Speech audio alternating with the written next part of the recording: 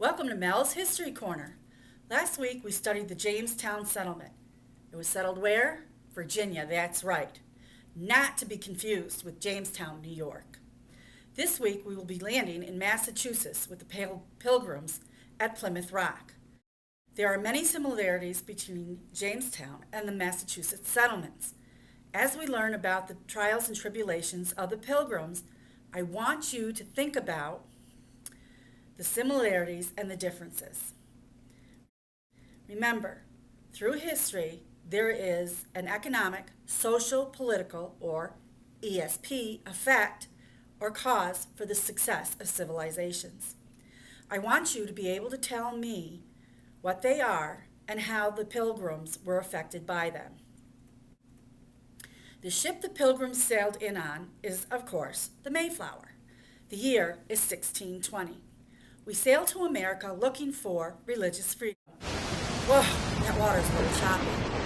We will be watching a video on the Mayflower voyage.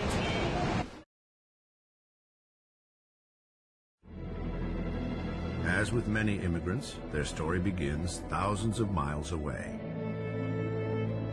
It is told through the writings of one man who lived it. Yet others persisted to disturb the peace of our poor persecuted church. Return and seek the Lord their God.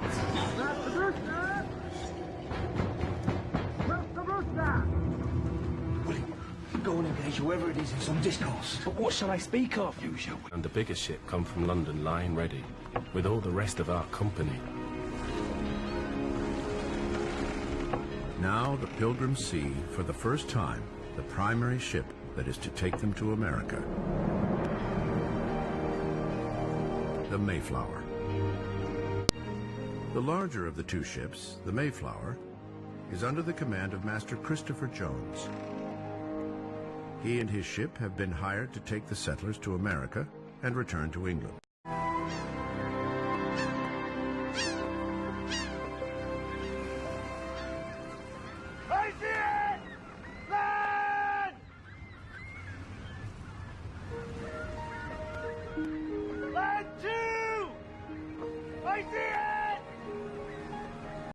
As we sail into the shore, we land at Plymouth Rock.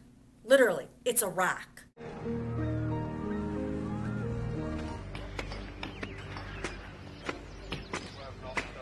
The spring now approaching, it pleased God the mortality began to cease amongst us, and the sick and lame recovered apace, which put, as it were, a new life into us, though we had borne our sad affliction with as much patience as I think any people could do.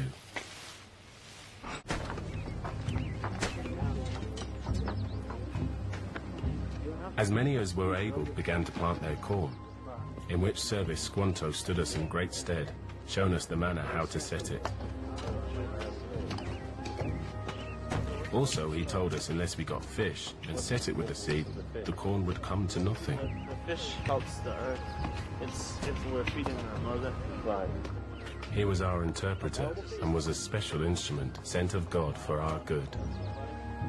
Thus, our peace and acquaintance was pretty well established with the natives about us. The Pilgrims decided that they needed some form of government or laws. They're saying, yeah, man, we can't just go out there with no type of order or protection.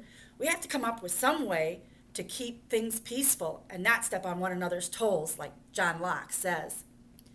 So they put their heads together and they came up with the Mayflower Compact. Tomorrow, we will learn about the Mayflower Compact and watch a video of its making. I want you to think about the laws the Pilgrims have come up with and which of our freedoms it may affect. See you later.